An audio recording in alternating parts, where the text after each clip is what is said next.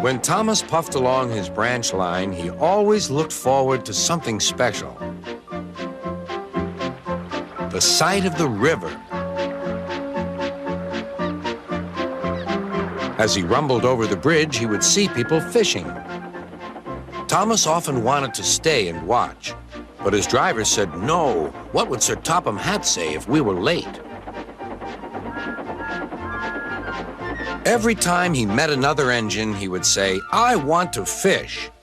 But they all had the same answer. "Engines don't go fishing." Silly stick in the muds, thought Thomas.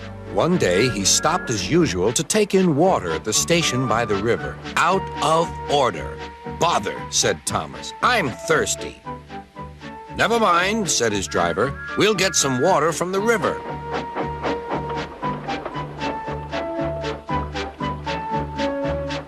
They found a bucket and some rope and went to the bridge.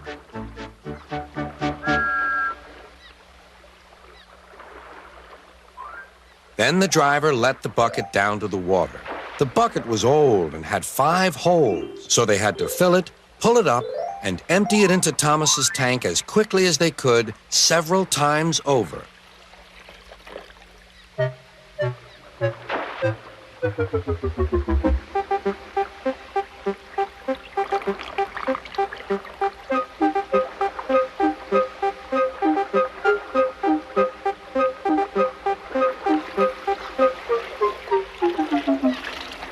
They finished at last.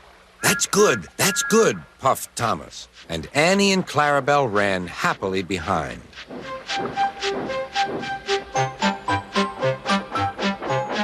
Suddenly, Thomas began to feel a pain in his boiler.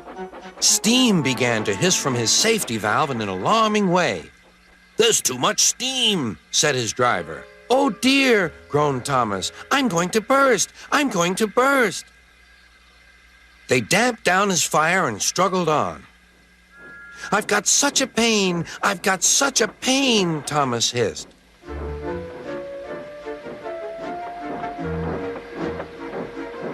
They stopped just outside the last station, uncoupled Annie and Clarabelle, and ran Thomas, who was still hissing fit to burst, on a siding right out of the way.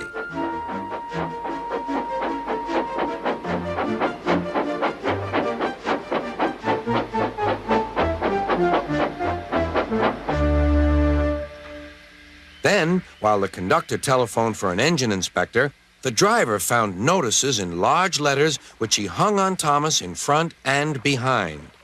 "Danger, keep away." Soon the inspector and Sir Topham Hatt arrived. "Cheer up, Thomas," they said. "We'll soon put you right." The driver told them what had happened. "So the feed pipe is blocked," said the inspector. "I'll just look in the tanks." He climbed up and peered in. Then he came down. "Excuse me, sir. Please look in the tank and tell me what you see." "Certainly, Inspector," replied Sir Topham Hatt. He clambered up, looked in, and nearly fell off in surprise. "Inspector," he whispered, "can you see fish?" "Gracious goodness me! How did the fish get there, driver?" "We must have fished them from the river with our bucket," replied Thomas's driver.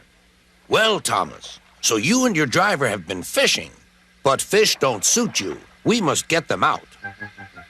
They all took turns at fishing in Thomas's tank, while Sir Topham Hatt looked on and told them how to do it. When they had caught all the fish, they had a lovely picnic supper of fish and chips.